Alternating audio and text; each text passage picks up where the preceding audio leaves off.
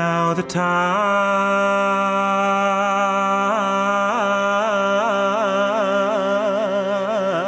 waits for me. Oh.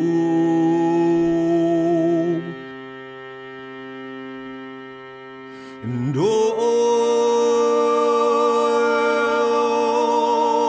my troubles now are ending.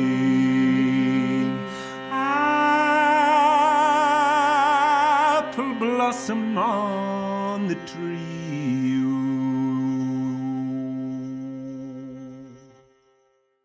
I am here with the Lunatraktors, Carli and Clair. Welcome to Handed Down. Would you like to introduce yourselves? Hi, I'll start. I'm Carly Jefferson. I guess I would describe myself as a choreographer, percussionist, clown, dancer. They're kind of the things I mostly do. I like hitting things. You're good at singing as well. I like singing, but I wouldn't say I'm particularly good at it. There's some really good singers out there, you know. I'm one of the people that loves harmony, loves harmonising, but isn't necessarily a singer. That's quite a statement, you know. I'd say I'm the other things. I'm Claire Lacuta, Dr. Claire Lacuta, I guess I should say, having spent all that time getting a PhD, which is about museums and art, but indirectly brought me to folk music. I am a singer and a researcher, research artist mainly. And you are the Lunatraktors. Now, I had a bit of a problem pronouncing it until I heard that it was because you attract loons. So tell me a bit about that. It's a bad joke. It was a conversation in a bar.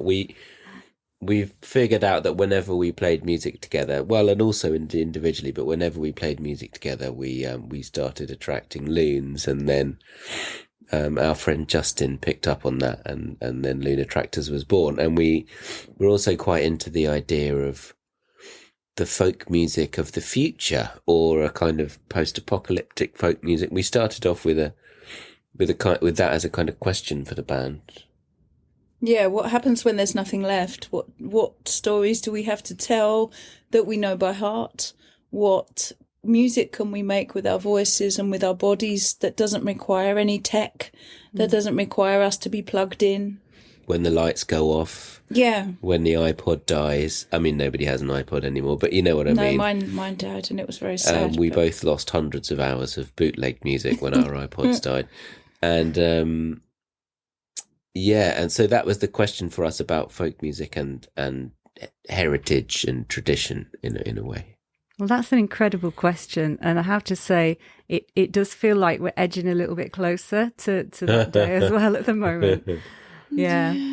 Oh, it's already here for some people. Yeah. That's the thing. And it's already been here for a long time as well. I think that fear or that intrepidation about what happens when it all goes out, you know.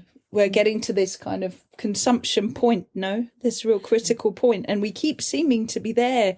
And everybody says, "Oh, we're definitely here. It's definitely all going to crash. It's all going to end." Oh, and then we find a bit more storage, or we find a bit more patience to deal with the despair, somehow. I think it's really important. I've now forgotten the term for this, but it's really important to listen to people who study, museum studies and archival practice. And what they've been saying for a long time is that digital media is going to be a black hole in the historical record because they don't last.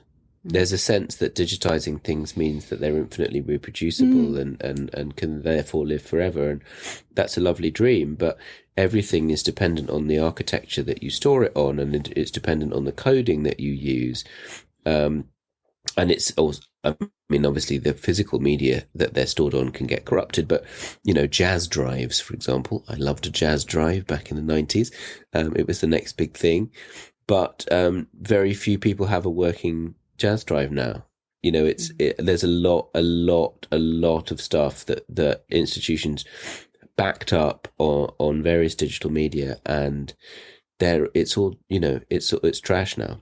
And those old forms, the writing something down on paper with a pen or paper, sort of scribing it into something, that even the people who really nurture that as an art are dying. And the interest in that is luckily still being held onto by some people who really value that and understand the value of that. But we have lost that touch and that tactile sense of recording things in other ways, which is also what artists are trying to do constantly. We're trying to comment on the things as they're happening, to provide some reflection or response to things that are happening. But if there's not that person writing the things down, we could be in trouble of losing a lot. If it's cheaply digitally printed and perfect bound, those are all going to fall apart.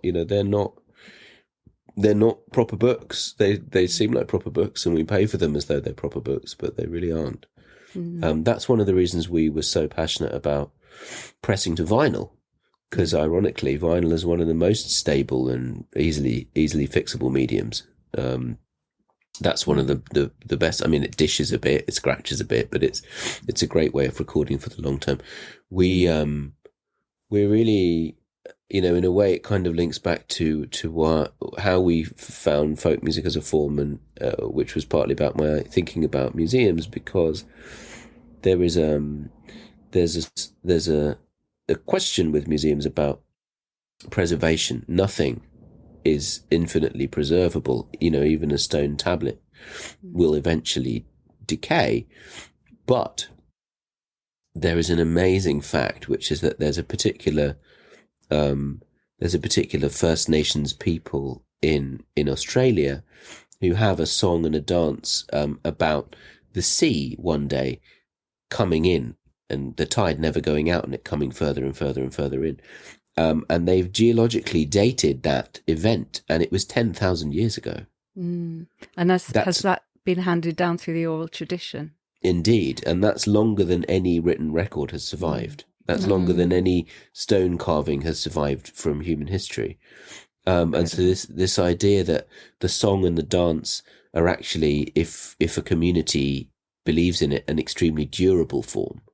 Yeah, that it's held inside the body and then is translated into the body of others, shared into the bodies, passed down through the bodies of others in that kind of cellular memory somehow. That really, really fascinates us, I think, and I think makes us want to lean into that more and more. No? It's interesting, particularly for me, that as a kind of anti-museum, folk music is not, most of the time anyway, the stories of the big, fancy, powerful people.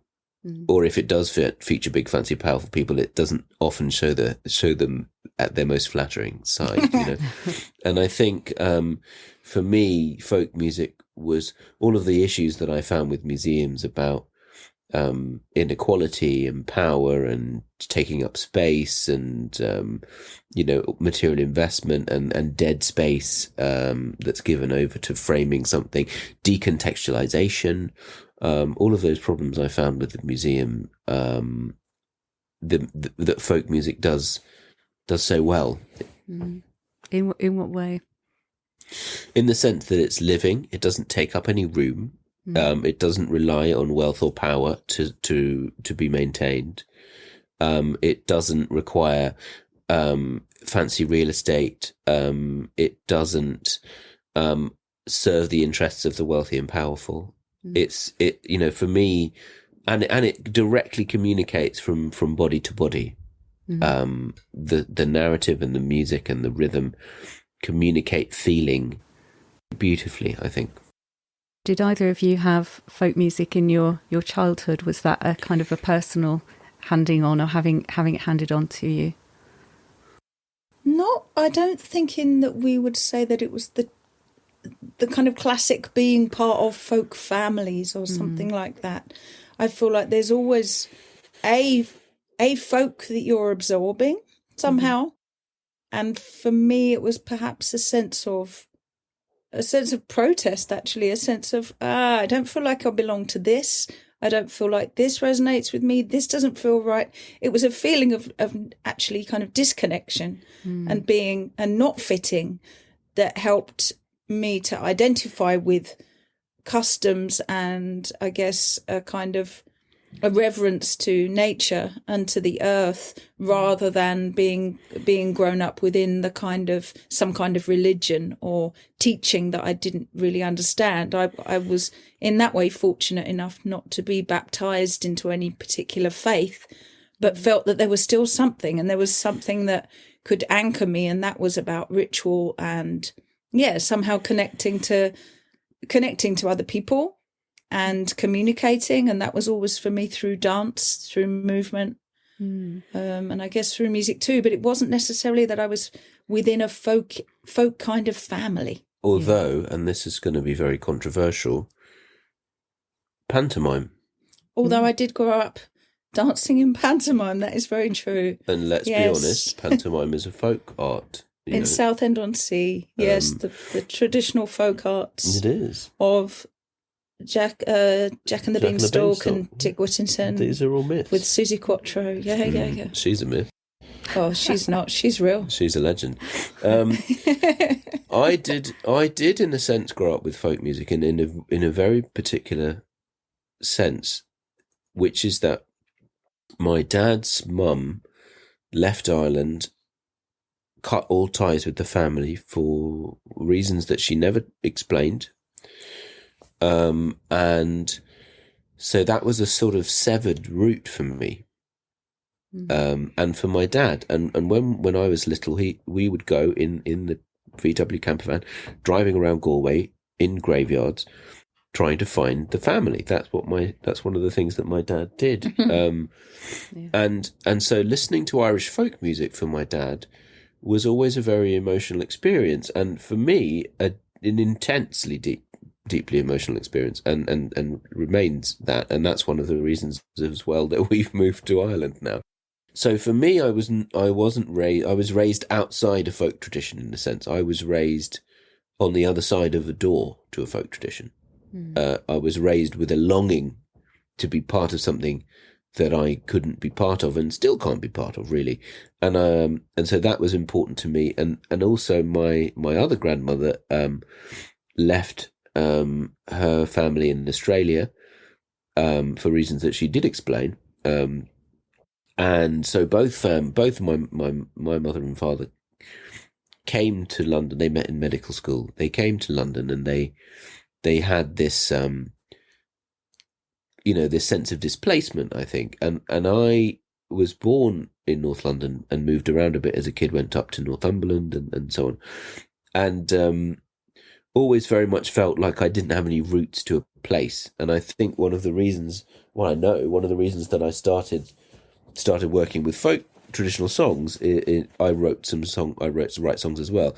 But I became concerned that the songs I was writing were so deeply indebted to American music, and let's be honest with when we say that, Black American music, which is one of the most many kinds of Black American music, and they're all fantastic, but they aren't the musical structures of my own ancestors. I wanted to find out what kind of songs were my family, were the people I've inherited my genetic makeup from. What were they listening to? What music were they making? So I started getting really interested in the music of the colonial triangle between Britain, Ireland, and Australia, and of course then Canada is also very important to that. So for me, it was very much a kind of a project of, what are those stories? What was it like? What are those traumas mostly underlying my family history and the family history of so many people? The word that is coming into my head while you were both talking is refuge, and the idea of the folk arts as a refuge. Is that fair to say? Yeah, absolutely. I think refuge is a thing, a real thing, and I think solace is a word that comes up, and that's tied to grief in a big way. A lot of the songs that we work on are about grief. No, I know. I'm really interested to get into some of those later on, but I think now would be a really good time to talk about wassailing, because there seems, I could be wrong, but there seems to be quite a renewed interest in wassailing at the moment. We're right in wassail season right now, and there's so many going on. And I went to one in a very small town, and it was absolutely packed. You could hardly move. So everyone needs it. Exactly. Yeah. This is what Carli was talking about before, isn't it? About that need. Yeah, it does feel like there's a really deep need to return, to connect, to affirm with other people, with the other creatures, to really connect to the roots of our being, and us realizing how globally despairing both the climate situation and the politics are in almost every country on the world right now. There's something in these rituals and these ceremonies that feels like it's anchoring us, that it's helping us to keep going. And we've heard also so many local kind of ceremonies and arrangements. The wassail can be very urban as well, actually, depending on where you are. We know of friends next month. People are stretching the season and also breaking that sense of the real traditional, the rules of the ceremony is that they're going through the town and wishing all of the small businesses in the high street a wassail and a jolly good year, just for the fact that they want to show their support for the fact that they've survived another year within this kind of grip of capitalism. Celebrate what is doing well and help to bestow some good luck, good fortune, some fruitfulness, and continue to kind of forge just even little tiny bits of hope along the way, because we need these things to help at the moment. We're in really, really ever more and more every day, more and more crazy times, and I think that's getting very, very difficult for people as living, breathing bodies to know what to do with all of this. And getting together, it doesn't have to be about drinking loads of cider. It doesn't have to be that was the origin. Well, that was the origin. I think that's us coming from this kind of neo-paganistic approach, is that it doesn't have to even be, if you haven't got an orchard nearby, you might be saying it to your tiny little tree that's somewhere down the road surrounded by concrete, that's not doing particularly well. We all need to give our hope, to put our hopes into something, and to see something grow and flourish fills us all with good feeling, and a sense of hope. So that's for me what I can take from the wassail, not being somebody that really knows all of the rules and regulations. Maybe I'm also breaking the rules and regulations by saying to people, well, you could use any tree or even a little bush. Even if all you've got access to is a house plant, then maybe give that your love, and also take a bit for yourself and give it to the people around you as well. How do we continue to build the feeling of love and connection in times that are so difficult to handle it as bodies? I feel like there's a couple of things connected with the I feel like there's a kind of a folk revival happening at the moment in a really nice way, and I feel like it incorporates a lot of contemporary artists. They are often very interested in tradition. Not always, contemporary art has been scornful of folk tradition at many times during its half a century of existence, and I think now there's definitely a kind of trend, if you like, and I think in a good way, a deep way. There's a kind of a tidal pull towards that kind of stuff, and I also feel like at a time when we don't have much optimism, there's very little utopian futurity chat going on at the moment. I mean, unless you want to go to Mars with Elon Musk, I'm not sure why you would. Let's just send him there and leave him. I mean, feel free. If you want to go, you certainly should. But this sense of a cyclical existence, and growing roots into the past, because I, coming from a family where there's a kind of cut in the root, and I think that's the same for a lot of people. It kind of made me aware that you have to grow your roots. Roots don't just exist. Like if they're a beautiful metaphor, because they start off real small, and you grow them deep, and the deeper you grow your roots, the more nourishment and sustenance and stability you get. And I feel like a lot of people are feeling that.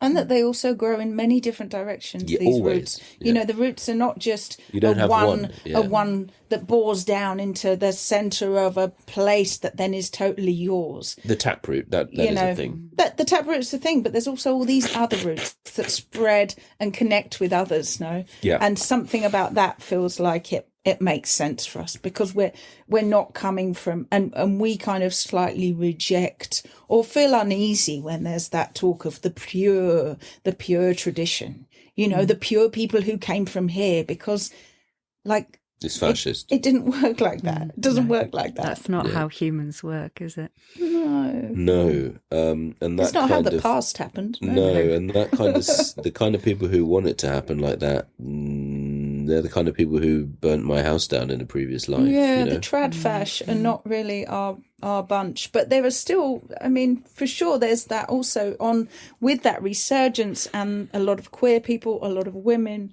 you know, asserting themselves, and more marginalized groups standing up for themselves, and people finding solidarity in that contact. And people helping each other. Of course, there's going to be the counter action of the ones who want to just say no, but it should just be this, because that's the fear response as well, isn't it? The threat.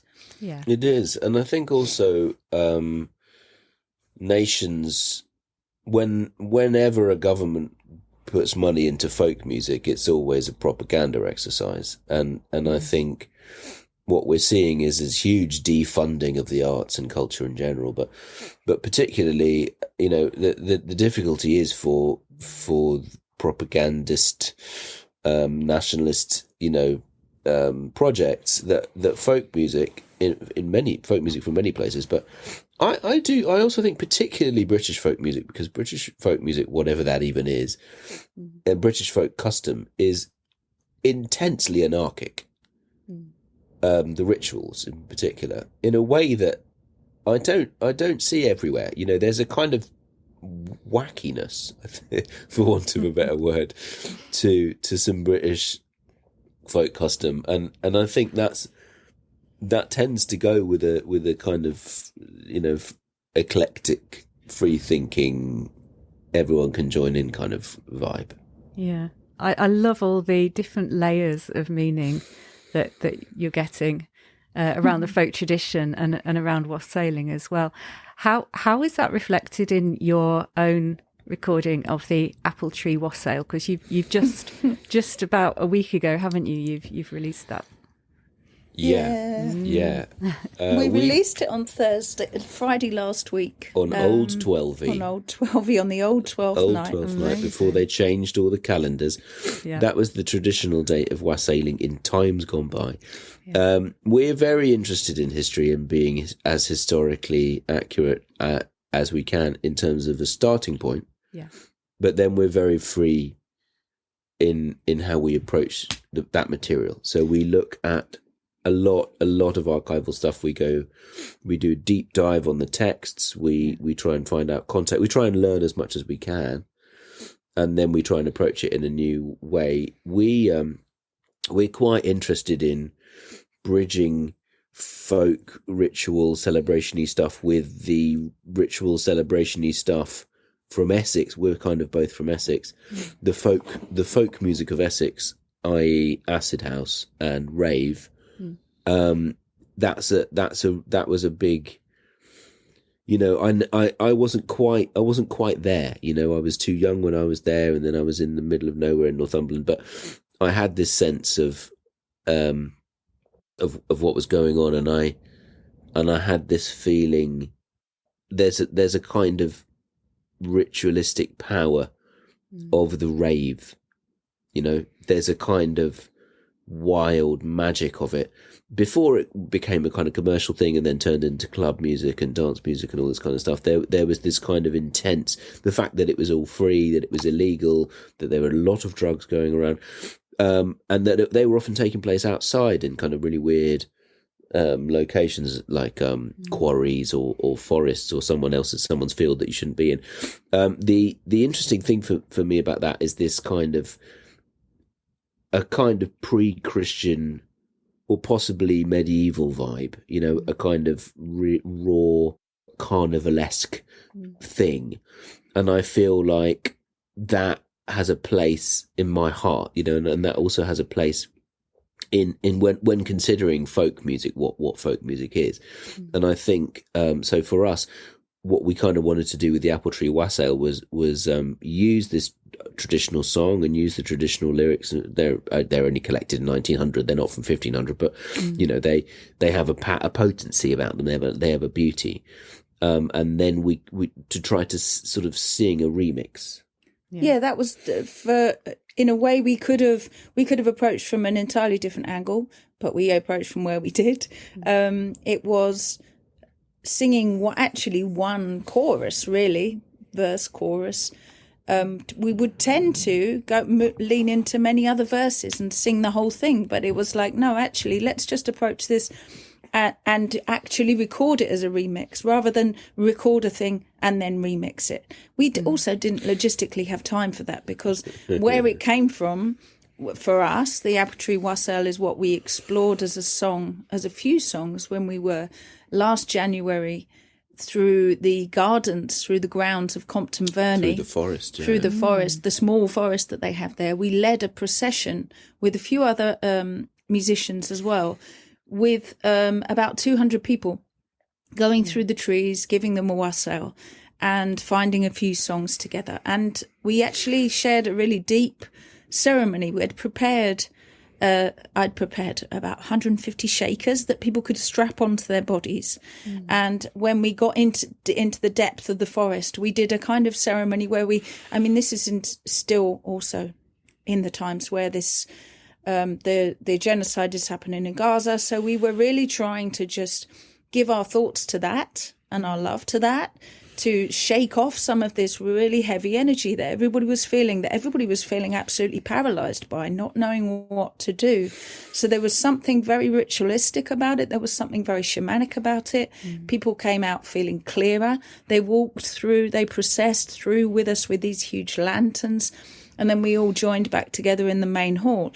After that, cut to this December just gone, and we sang this same song a cappella with about 200 people in the Isle of Man in the Centenary Centre. So we kind of had this top and tail of last year with this song, had left it in the middle, hadn't thought about it since. And then on coming back from the Isle of Man, we're like, okay, we haven't had a rest yet. Yeah. We haven't rested all over you, but okay, let's just go back into the studio and make this track. So we just jumped in and actually, in a way, we listen now, and if you listen to the isolated vocals, then we were singing like, honestly, we were not fine of voice. No.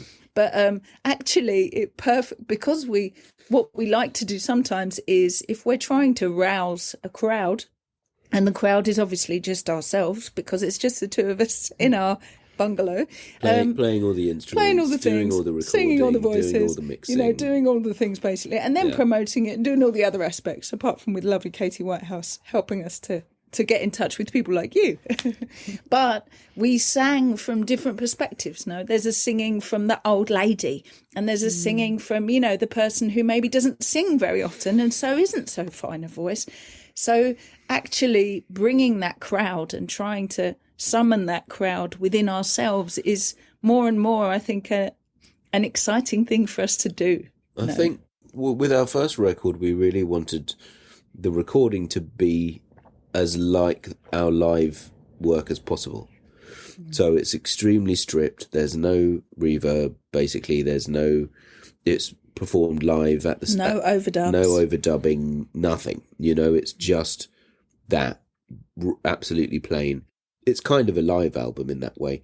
But then we started to realise that actually, for all that we tried to do that, it's not really capturing a whole lot of the other things that we do visually, a lot of which is about gurning, waving our arms around, gesticulating, all that kind of stuff. And so we started to realise that actually, while there was a documentary rigor that the first record had, we become more and more interested in this sort of cinematic, Foley-like sense of making a recording where it's supposed to kind of conjure up a sense of place. Yeah, and moving through a place. An imaginary different places place. Within a place. Yeah. No, or within an event, within a ritual somehow. So we made this song for the a wonderful project where they were getting a bunch of audio responses during COVID to a Roman statuette, a little household god, and we made a song with that, and that was a really interesting turning point for us, because we wanted to kind of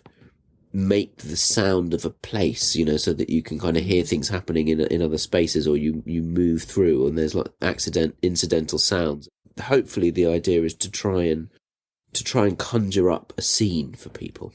It certainly does that. And the word shamanic, which Carli, I think you mentioned earlier, that was something that I got from the recording, but also when you were talking about raves and lots of people there and sort of that trance-like state, that came to mind as well.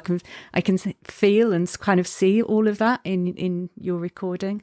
Brilliant. That is great to hear. Job done. That's very good. For now. Yeah. Until the next one, Yeah. We never know how they're gonna form, or how they're going to start. Like, there's not really a fixed formula. They're very for what we're doing. So we tend to have a sort of structure that emerges, and then we improvise into and upon it, and again and again, and instrumentally we build it up, and thinking, bit of this, bit of that.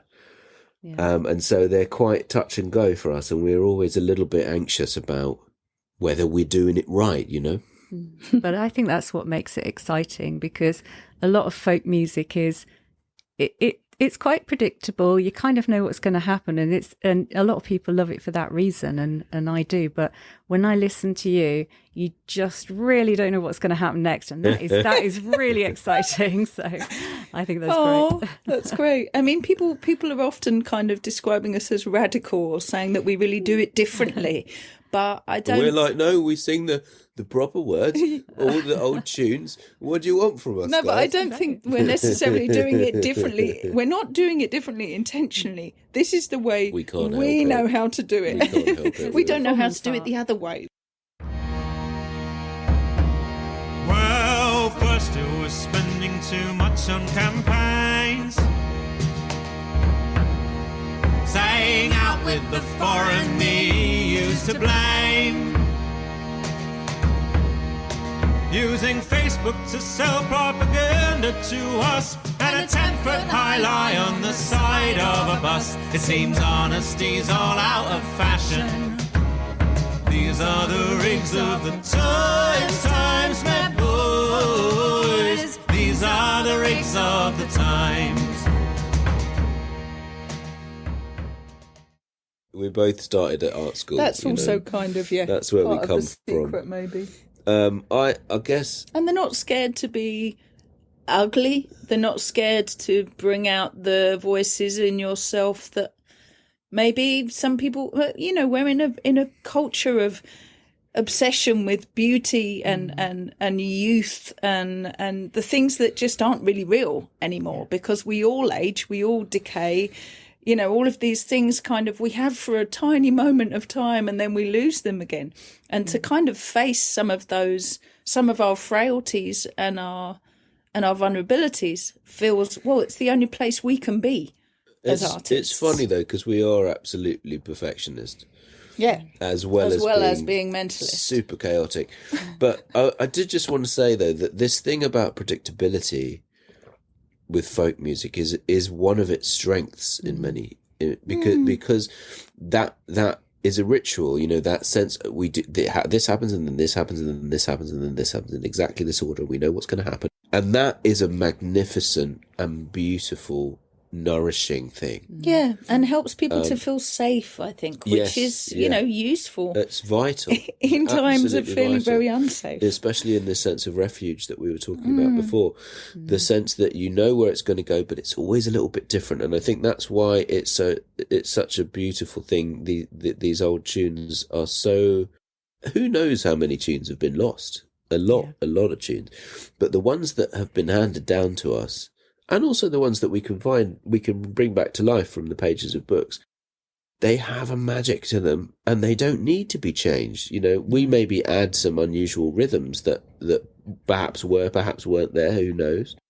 But in terms of the tunes, it's perfect. It's perfect. There's a perfection about those tunes and those words. And I think for me, one of the things also that really led me to folk music during museum research is how many broadside ballads are in every museum's back room, and how rubbish they look on the page, how awful the words are on the page, how like the worst sort of poetry. And then as soon as you sing them, they come to life, and they're full of humour and subtlety and allusion and metaphor that you would never otherwise pick up. I mean, I hadn't picked it up just from the dead words on the page. And I feel like if there is one thing that we'd like to bring to the folk music of the Anglo-Celtic folk music, the thing that we'd like to encourage back into the process a little bit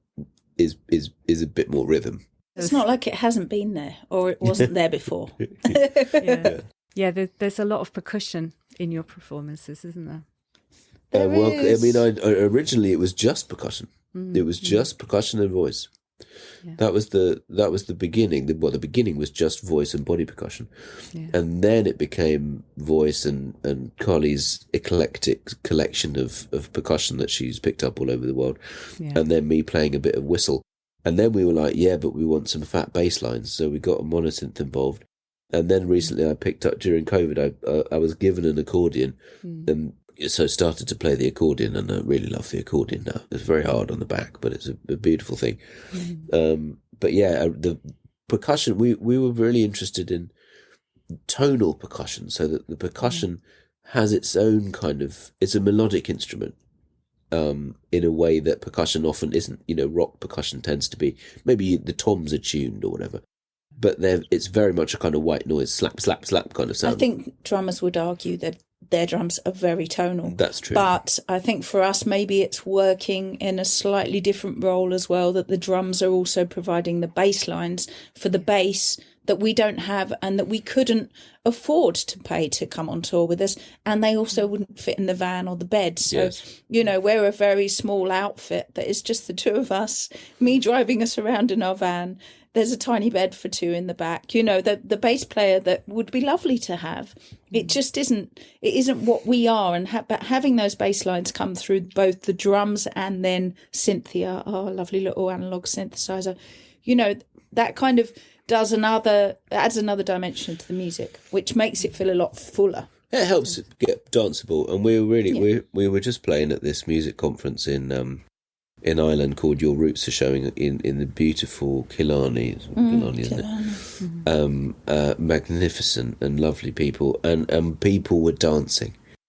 A lot of people came up afterwards and told us that there were a whole bunch of people dancing, and that for me really is the dream, to take what's often a very sad song, give people the opportunity and the spirit to dance, because that as well is very healing, isn't it? Yeah. Mm-hmm.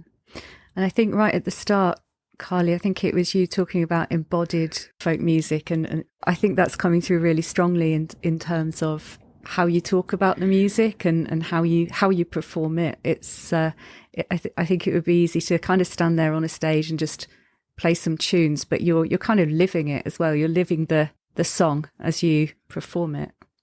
Yeah, and it's I mean, I can't move out of that way because that's where I've been all my life. I've been a dancer since I was 4, so I've been 42 years standing on stage in various formats. And so that is my kind of That's my interface with the world, has been whatever I'm feeling, whatever distress I'm in, and I've been in some distress, has been that I can share that and share some of that difficulty and kind of transform it somehow through performance, through using my body, through dancing, rhythmically dancing a lot of the time, but often just dancing in any way. And that people feel that. We can't help but when we watch a body move and when we hear it then vocalize, that it connects to a part of us, because we also own a body. In whatever kind of body it is, we all have very different ones, but we can connect through them, and somehow there's that heart space that we all share, and we can open up some really, really incredible spaces and access some kind of collective healing. Like, that's what we often experience, is that people go on a journey with us. There's a lot of crying. And they have a good weep. Then they find themselves hysterically laughing at how absurd it all is. And then by the end, they're feeling very, very peaceful and like they've communed with their ancestors. And I mean, that's quite a special thing to do. I've always downplayed, and I do continue to downplay somehow, the fact that I'm not an intellectual and I'm not coming from that academic background and I don't know many things, and I'm just a dancer. Know many things. But I have to also at some point in my life acknowledge that there is a beauty in that as well, in being a bit more of a feral forest creature of a human, and that it isn't for all of us to know all of the things. I'm very open to learning and also to listening to what other people have to say and what they've learned. But we all have a place, no? We all have a role. And I know that my one is to provide some weird, squirming, gurning, being that other people can go, oh, wow, that's really odd. She looks really strange. And funky. And I like it, And it allows them to do that too, to find those spaces for themselves. Because that's something that we've lost, I think, over recent generations. Maybe something that people are trying to get back to.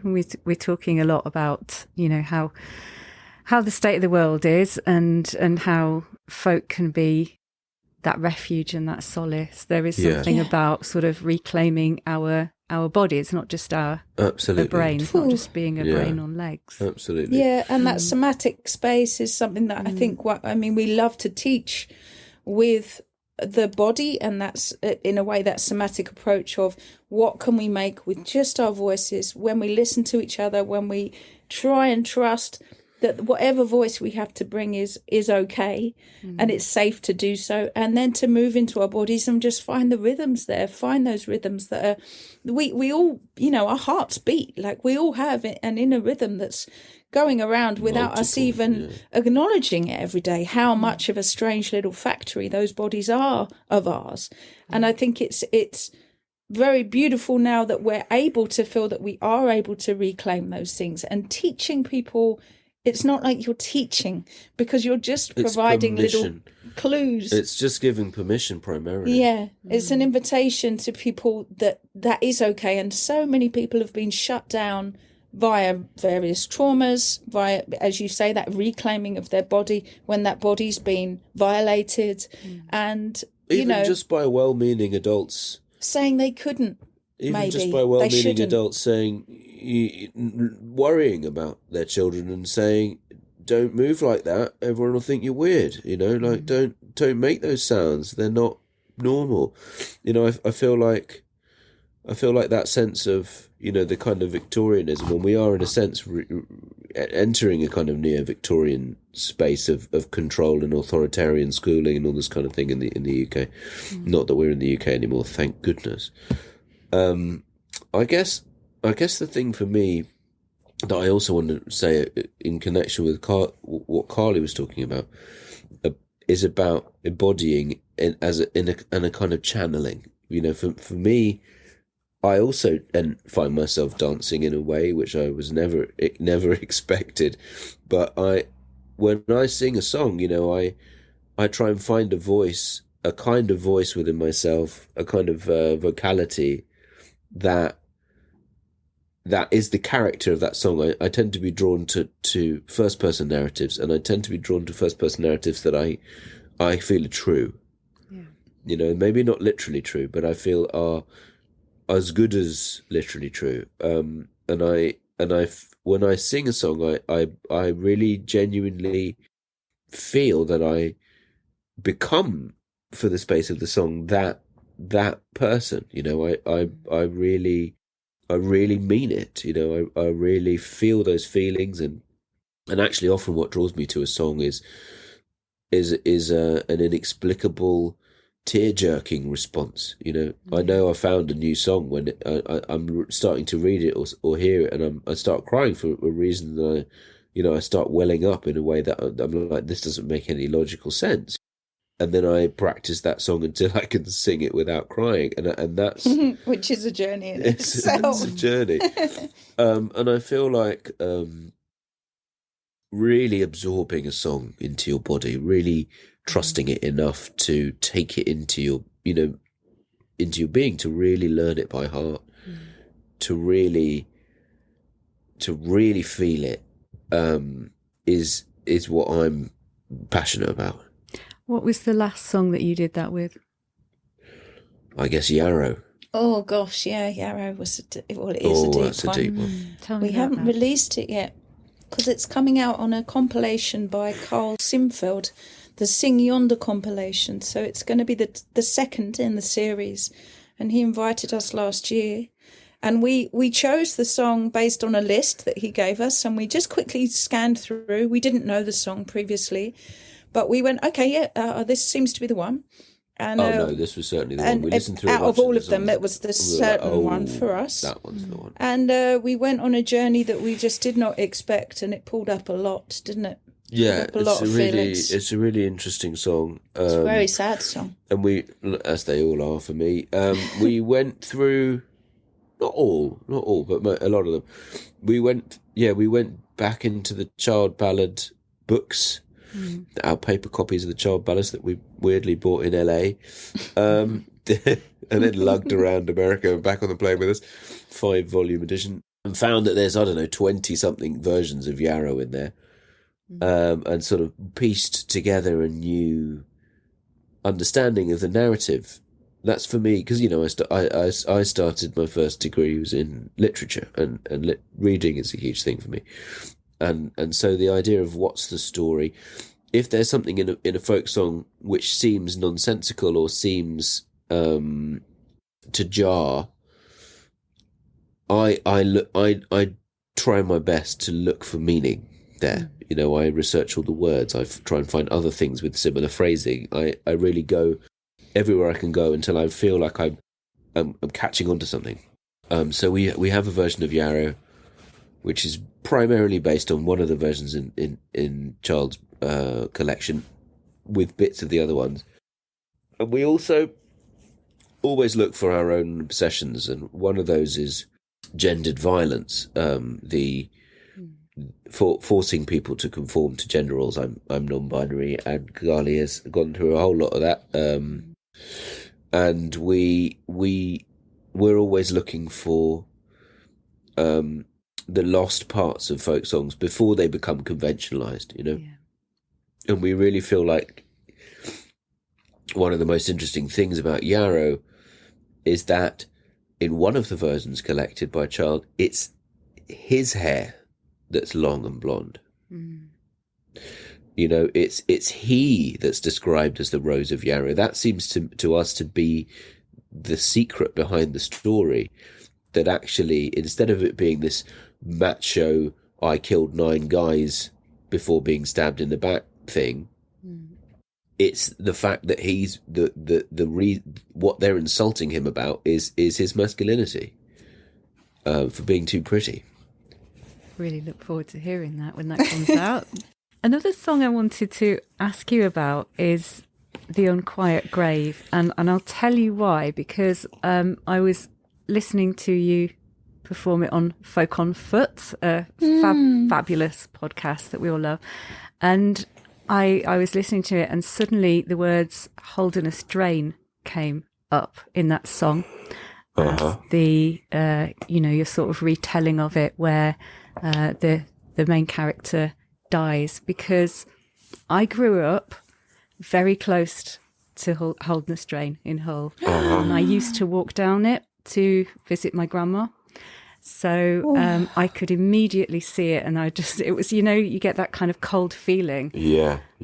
So it had. It's a horrible song. It had such an impact on me. Tell me about it. Tell me a bit more.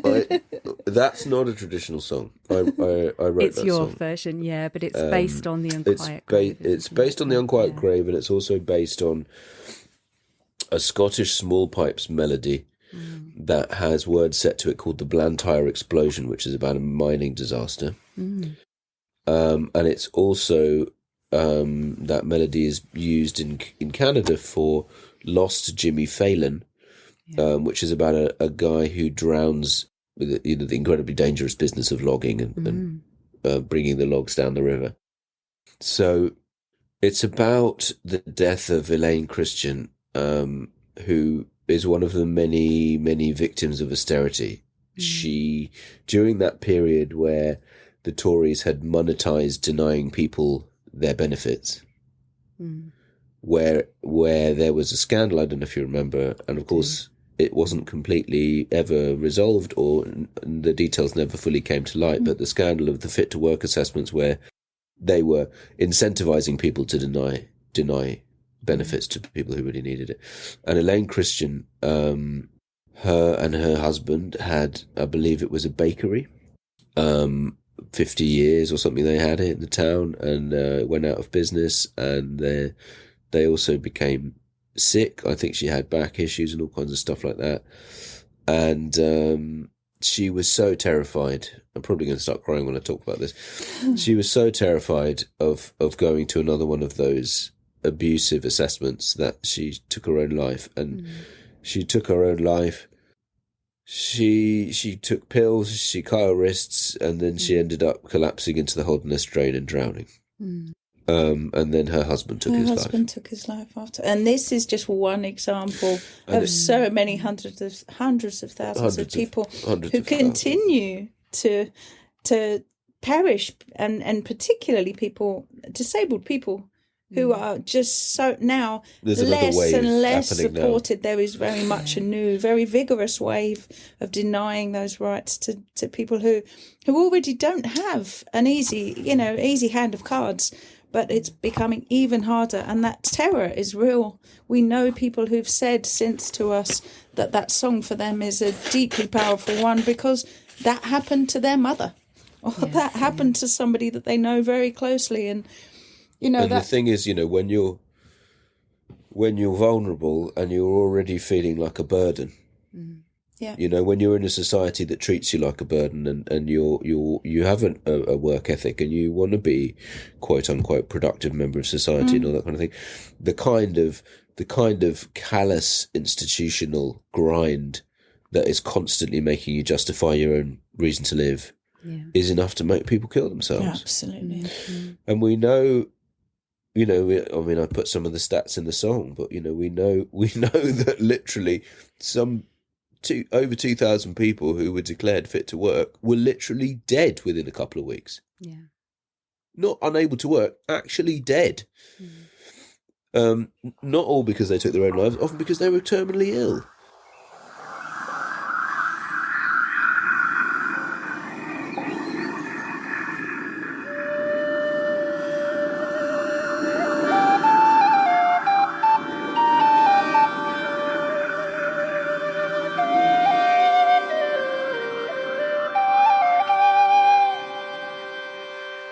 Lonely I walk by the banks of a river, watching the waters as evening drew nigh.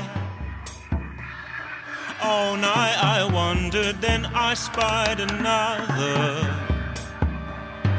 weeping and wailing with many a sigh. She is weeping for one who is now lying low, for one whom no mortal can save. The dark swirling waters around her encircle, calling to us from the unquiet grave. Come bring us a light out of the darkness, bring us hearts of a stone. Bring back a blossom that's withered and fallen. Seek justice from those that call Westminster home. One of the things that we'd like you to play a little clip of is a song called Now the Time. Right. And Now the Time is a song. Sometimes when you make songs, they just come sort of all at once. As if from nowhere. In this instance, I was in the shower at my grand's house where I was living at the time. And you have to be prepared, practicing is about preparing yourself for that download. But that song, Now the Time, is a weird song for me, because it's a song about somebody, a gender non-conforming person who is murdered by people in their village, and it just feels painfully true to me, as though it happened, And it does happen. It does happen, but as though it happened to me. And the thing about that song is that we were very lucky. We won a little award for it, an LGBTQ Composers Award from the British Music Collection, which was very nice of them. But that song is basically a tribute to all of the narratives that aren't in the folk tradition anymore. The erased voices. All of the songs that weren't right. There's a lot of self-censorship when people were singing to the collectors. The collectors tended to be very fancy and really have very little respect for the singers. They saw them as animals. Really, you can read between the lines. Those collectors were not always the most ethical, or just even always the most personable people. But this still happens today. There's a lot of unhappy travellers and Roma in the UK who feel like they've given something away and not gotten anything back in return. But that song's basically an attempt to try and write a song in the folk tradition which tells the kind of story that I believe was always in the folk tradition, but has been erased. Now the time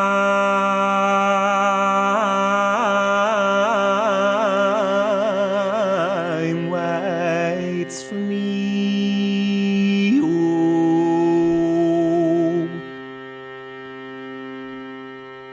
And all my troubles now are ending.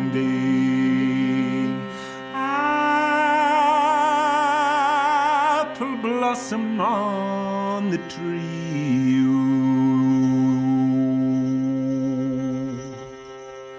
and my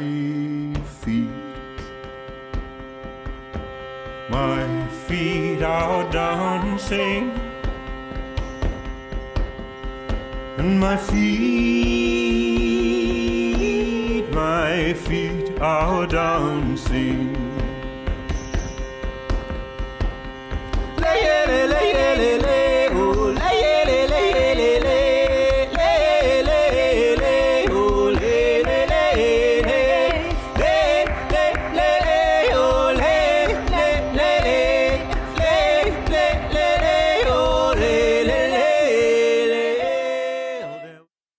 This is what folk music has always done, isn't it? It's always tell done those that. stories. Tell those stories. Yeah.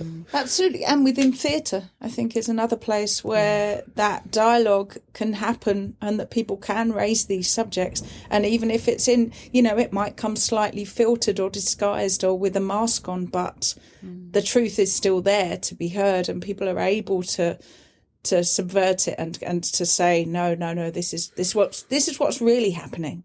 Because that's the difficulty, isn't it, when we're saturated with media that is just basically lying to us and in plain sight most of the time. It's very difficult to orientate that within that, and to know what's true, what's actually entirely fake. Especially moving into the age that we are now, when we're so not ready. Like the deep fake, we are not ready for that. Ready for that. And it's happening already. Yeah, we're already there. Yeah. But it's, there's good things as well, Jenny, where we are relatively positive people. We do have hope. Yeah, and me we're not all, so much, perhaps. but we're all creating good things, I think, and I love what you're creating in the folk world, and Thank you. it just keeps it so real and so embodied and so human. Thank you. It's lovely to hear. Yeah, we really certainly came into the folk world as outsiders, and we've always been outsiders, and we're happy to be outsiders. But it's lovely to have a seat at the table and to hear people and all the work they've been doing, keeping the songs alive, for keeping the fire going, and advocating for other people who maybe don't have that voice right now, don't have that platform. Yeah. Like, the more that people are aware of what we're doing, the more that we can raise our voices and sing into the spaces that we need to sing into, because other people also need to hear about these things. They need to feel represented. Yeah. And that in itself feels very powerful, to help other people to empower themselves and to gain confidence and to trust themselves now, and to feel a little bit safer in a very unsafe feeling world. I feel like one of the things that I love most when people come up to us afterwards, and they do, and people are not shy about giving us love, and we really appreciate that. And what I love most is when people come and they say, "Oh, I'm gonna start. You made me want to sing, or you made me want to dance or play something," and that for us is just that's one of the best accolades I think I could ever hope for. Yeah, because we don't want to. It's not about the musician or the artist on the pedestal and everybody else feeling slightly less and feeling like they don't have anything to give. I mean, to break that wall and to be among people and to really help to bolster everybody together, that we can all collectively grow and thrive and grow well and bear well, as the song says. Indeed.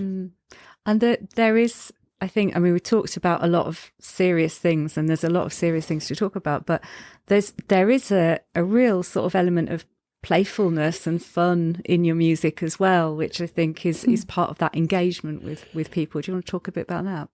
Yeah, we're actually constantly told how funny we are on stage, which is lovely. In a way, we're kind of like an old-fashioned double act.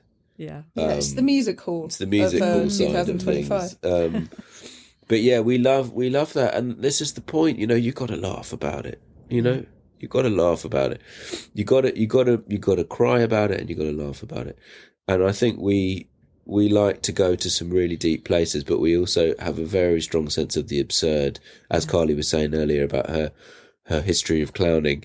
And I feel like, the more I leave the sort of more po-faced academia thing and go into the old clown car, the happier I am, really. That's great. Where can people find your stuff? Where can they see you live? Anything coming up that people can We have a tour. We have a tour coming up. We book all our own tours, so if you do want to turn up, we very much appreciate it. Yeah. Apart from Katie Whitehouse, she's in our tiny team. Yeah, she is the team. She is the team with us. She is the team. Lovely Katie. But we... but May, June, we are coming back this year to the UK. And we're going to go... We're travelling all over. We've got some of the dates up already on the website. Carli has a different thing that she wants to say, but the easiest thing, according to me, is if you go to Instagram... If you are a user of Instagram, in fact. You don't have to be a user, I don't think. Okay. But if you go to Instagram, at the top of our profile, there's a little link for Linktree. And on that Linktree is everything you could need. So you could go to Bandcamp to listen to our music, or perhaps even buy it or buy a T-shirt. You could go to our website from there to see when our upcoming dates are. You could sign up to our mailing list, because it's literally the only way we can let you know when things are happening. Without the meta monsters. Without meta, entirely. Increasingly anti-LGBTQ, fashy meta crunching down our reach, yes, so to speak. Indeed. So that's the most direct way. The most direct way is to go to Instagram. Is to be on our mailing list, but I mean, that mailing list is also, you can find that on Sign Up to Lunar News, which is also on the Lunatraktors.space. So it's just the website, When really. we say .space, not the space bar, but SPACE. Yeah. Excellent. So really, I mean, we're on all of those ridiculous social Just things. type Lunatraktors into Just the type internet and a Lunatraktors in whole there. bunch of crazy nonsense will And if turn you up. want to watch weird videos, if you want to see this gurning in action, If you then like budget. YouTube's your place. If budget's what you like, then We all want to see weird videos. I Exactly. can't talk now. We all want Visuals. No to one see- Those two. we've all got a little bit I'm crazy. gurning. Yeah. Yeah. Same. We've all got a little bit weird. I think I started there, so this is just normal for me. I'll put all those links in the show notes. Do please, if there's anybody out there who's like, oh, I need to make something weird, but with whom? Yeah. We're really into collaborating, and we're very, very keen to continue this strange pathway we have of the last 8 years of connecting into strange objects, interesting themes. If you need weird music for a thing. If you need weird music, or you've got the words and you want to make it into an instrumented actual thing, actual song. Or it's your birthday and you want to gig around your house. Or you want a house party. We do know, all of those things. We do all of those things, So we've even sung at funerals now. So, we've done the full spectrum, weddings funerals. I haven't done any hangings yet, but Not it's any still hangings, to play but for. we do have the song ready for when people are ready for that.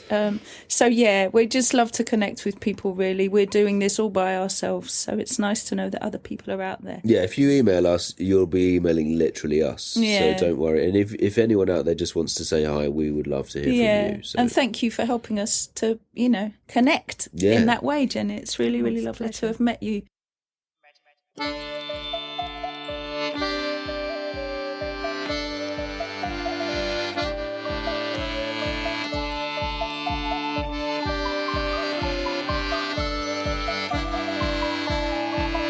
Oh, apple tree, we wassail thee, hoping thou wilt bear. For who doth know where we may be, come another year.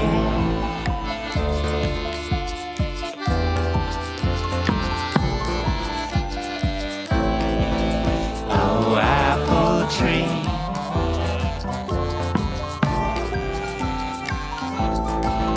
oh, apple tree, we wassail thee.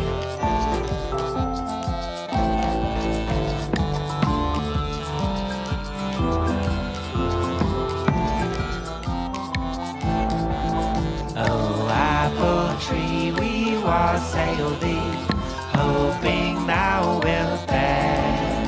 For who doth know where we may be, come another year. Grow well and bear well. Grow well and bear well. Merrily let us be. Let everyone lift up their cups in a health to the apple tree. Grow well and bear well. Grow well and bear well. Let everyone lift up their cups in a health to the apple tree. Brave souls.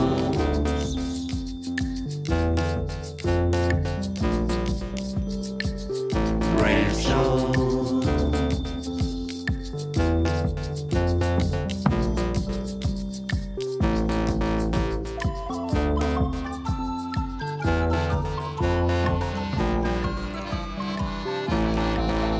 Oh, apple tree, we wassail thee, hoping thou wilt bear. For who doth know where we may be, come another year.